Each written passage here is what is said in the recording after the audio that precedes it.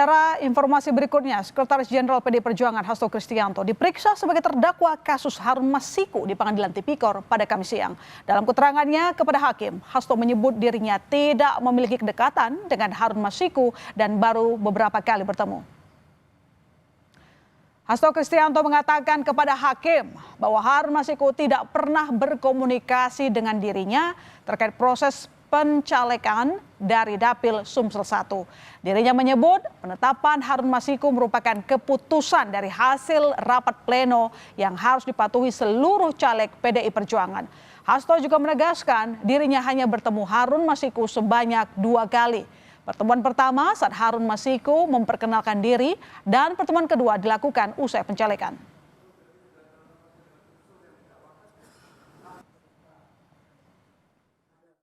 Dia mendapat nama dari senior partai, maka sekretariat tersebut kemudian mengantar kepada saya.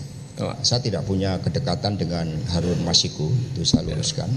Kemudian ketika penetapan itu sifatnya keputusan. Yang mulia hanya 1 kali bertemu dengan saya, yaitu pada saat memperkenalkan diri dan kemudian saya minta untuk mengisi formulir di sekretariat. Jadi hanya 1 kali itu.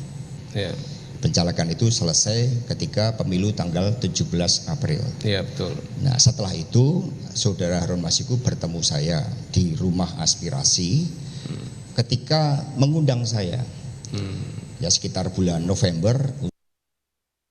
Dan untuk mengetahui perkembangan sidang pemeriksaan Hasto Kristianto sebagai terdakwa kasus Harun Masiku, saat ini kita sudah bergabung dengan jurnalis Kompas TV Asri Gunawan dan juru kamera Yogi Syahrevi di Pengadilan Negeri Tindak Pidana Korupsi Jakarta.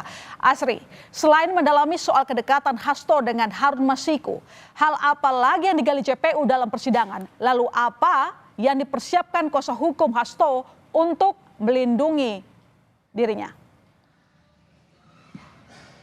Ya, saya coba garis bawahi, Lona, pertanyaan-pertanyaan yang dicecar jaksa penuntut umum terhadap terdakwa Hasto Kristianto. Pertama, jaksa penuntut umum ini mendalami atau menggali bagaimana kemudian peran Hasto Kristianto di DPP PDI Perjuangan. Yang mana Hasto juga sudah menjawab bahwa perannya adalah sebagai Sekretaris Jenderal PDI Perjuangan. Ia hanya menjalankan peran dan melakukan ataupun juga menjalankan segala hasil keputusan yang dilakukan di rapat oleh DPP PDI Perjuangan, termasuk rapat pleno yang membahas soal pelimpahan suara salah satu kader PDI Perjuangan, Nazarudin Kemas, yang memperoleh suara terbanyak di Dapil 1 Sumatera Selatan ke Harun Masiku.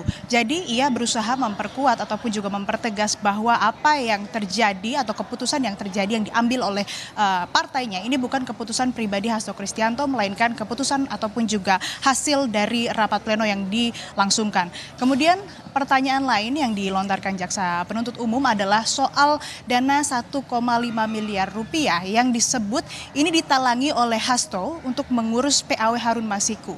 Dalam pertanyaan yang dilontarkan oleh JPU mengatakan bahwa pernyataan penalangan dana sebesar 1,5 M ini berasal dari Saiful Bahri. Lalu Hasto menjawab dan menjelaskan bahwa ia sama sekali tidak pernah memberikan sepeser pun dana terhadap Harun Masiku, dan kalimat ataupun juga kata menalangi atau memberikan dana terhadap Harun Masiku sebesar 1,5 M ini berasal dari Saiful Bahri, yang menurut Hasto, Saiful Bahri ini mencatut namanya untuk berbohong kepada istrinya. Hasto juga dicecar soal dana 400 juta rupiah yang disebutkan ini diberikan kepada salah satu staf kesekretariatan DPP PDI Pekusnadi ataupun juga yang disebut sebagai asisten dari Harun Masiku begitu.